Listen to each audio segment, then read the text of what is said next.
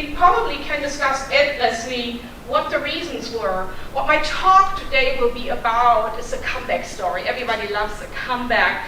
And what I would call kind of what I think Mindstorms 2.0 should look like. Or maybe I should better say 3.0 because we're already at 2.0. And what I will do in 3 steps, we'll kind of look at some of the reasons on why we have this comeback right now. There isn't just one trend driving this.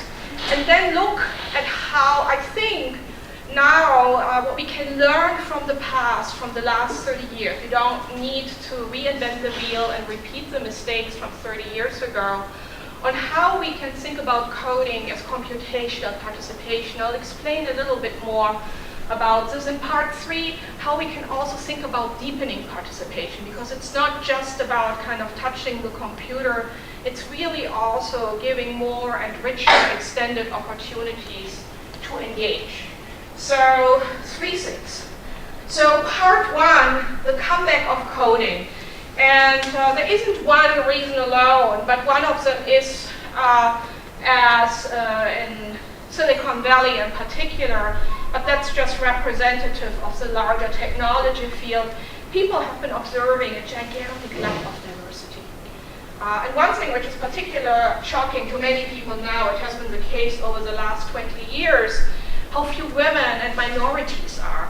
And then when people hear that in the 1980s there were actually double the number of women in computing, depending on how you count, they're really shocked, because they can't imagine that there was another time when Cosmopolitan actually published an article and suggested to its readers that the women should all become computer programmers. This was a worthwhile pathway. I mean, you know, if somebody would tell you this today, you would think, I mean, Cosmopolitan is really crazy. This is the last place where you would read this.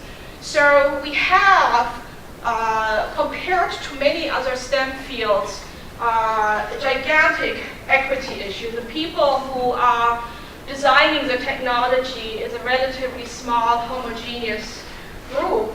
And then also, if we go back and look away from just the job market into what happens in school, and I'm more, of course, attuned to the US situation, and we have this AP exam, and 2 years ago, actually, for the first time, people realized there are actually federal states in the United States where not one student has taken the AP CS exam.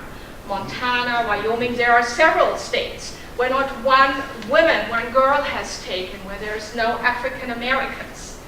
And this has been going on for years. My colleague, Bob Erickson at Georgia Institute of Technology, actually sits down every year when ETS publishes the data. And it's very interesting to me that they don't disaggregate the data. She has to do this literally by hand to kind of discern by state, by gender, by ethnicity.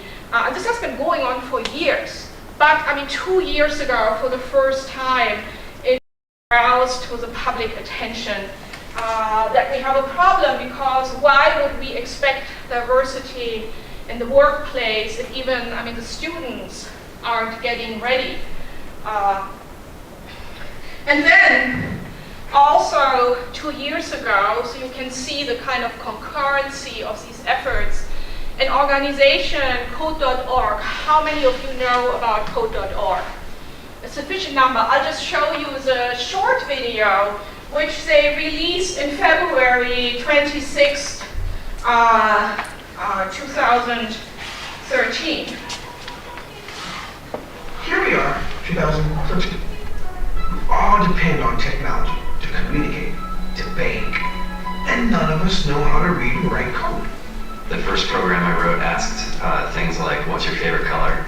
Or how old are you? I wrote a program to play tic-tac-toe. I first learned how to make a green circle and a red square appear on the screen. You're just trying to make something, trying to transfer something from your mind to the computer or to the tablet. It's an experience. The whole limit in the system is just that there just aren't enough people who are trained and have these skills today. The programmers of tomorrow are the wizards of the future.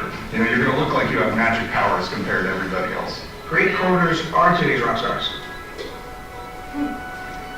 That's it. So,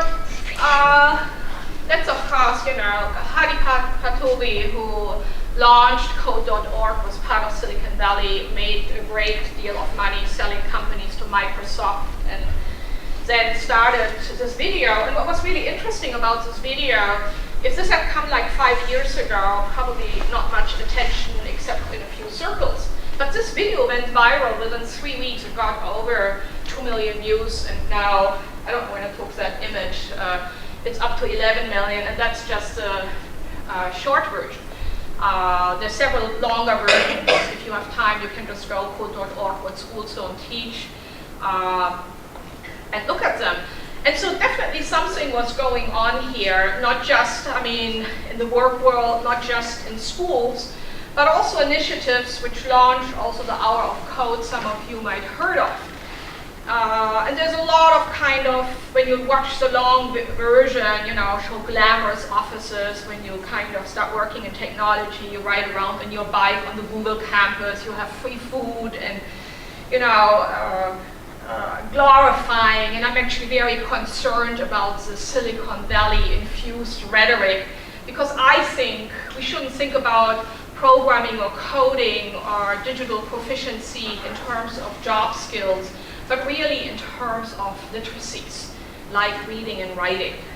And one way people push this is, in the long version, the intro quote to the video is from no other than Steve Jobs, who writes, "Everybody in this country should learn how to program computer because it teaches you how to think."